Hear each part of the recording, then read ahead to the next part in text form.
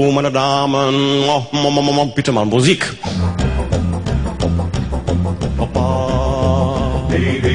Beleidigen macht Spaß, beleidigen tut gut, jedoch kommt's immer darauf an, wie man beleidigen tut.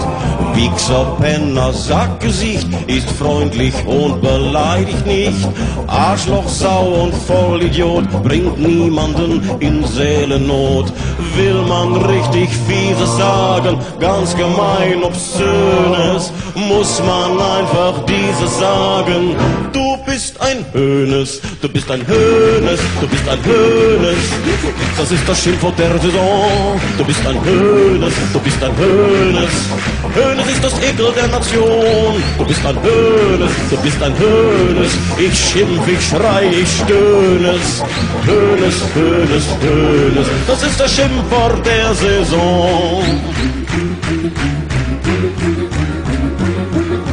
Wenn du erstmal Hönes bist, dann wirst du richtig angepisst. Als Hönes wirst du ausgebuht und Scharping schickt dich nach Beirut. Ein Hönes wird vorm Supermarkt von all den anderen zugeparkt. Ein Hönes hieß ein dummes Schwein, darf nicht mal bei Big Brother rein. Wo Hönes fährt, ist immer rot, im Puff hat er Lokalverbot. Denn wenn mal einer Hönes fickt, dann wird in den Knast geschickt. Du bist ein Hönes, du bist ein Hönes. Das ist das Schimpfwort der Saison. Du bist ein Hönes, du bist ein Hönes. Hönes ist das Ekel der Nation. Du bist ein Hönes, du bist ein Hönes. Ich schimpf, ich schrei, ich stöhnes. Hönes, Hönes, Hönes. Das ist das Schimpfwort der Saison.